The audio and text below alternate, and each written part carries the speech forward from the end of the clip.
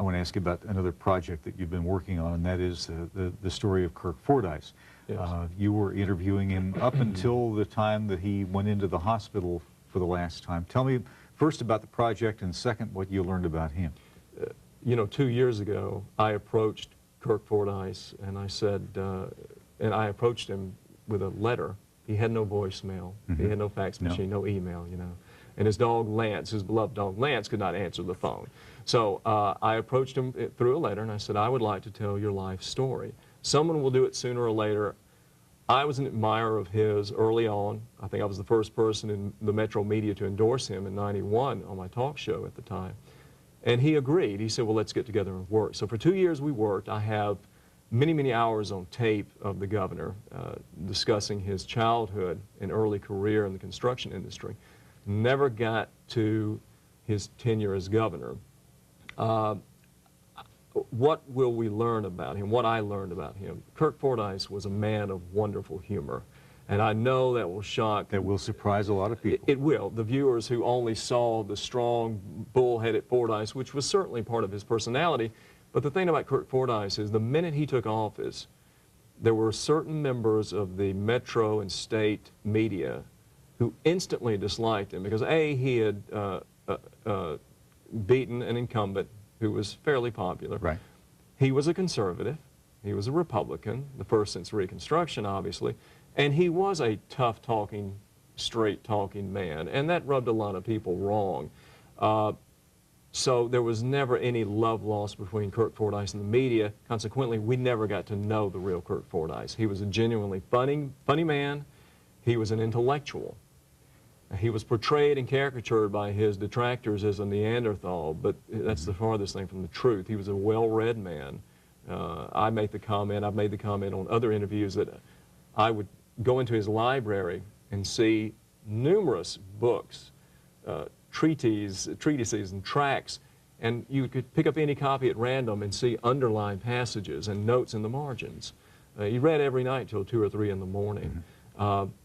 Those are two things I think people will discover about Fordyce, and they're going to see a more human side to the man, which, yes, had faults. This is not going to be just a glowing endorsement of Kirk Fordyce, even though I loved him and admired the man, but I'm also not going to write just a feet of clay biography, the like of which is so in vogue today.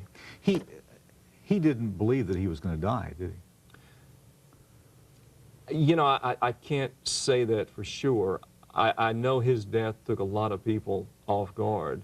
The last time I spoke to him, he was very ill and could barely speak. He could hardly get to the phone. But I don't think he expected to go as quickly as he did. I certainly didn't. And unfortunately, I didn't get a chance to visit him before he died. I wish I would have.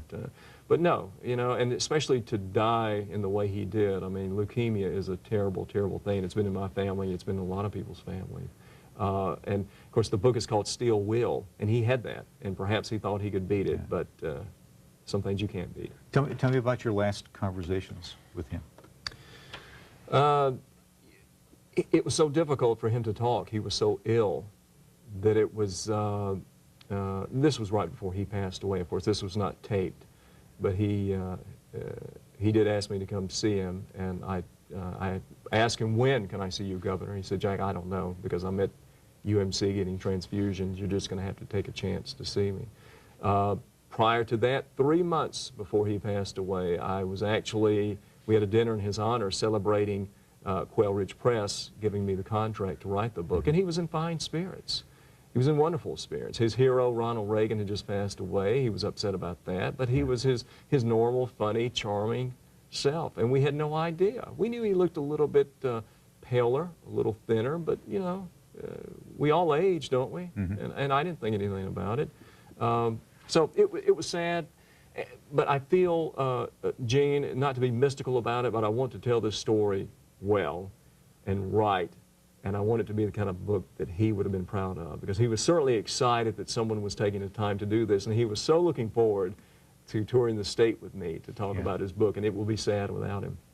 That'll be out in 2005. Yes. Ready, Aim, Right is the collection of editorials and essays and reviews by Jack Criss. Thank you. Thank you, Gene.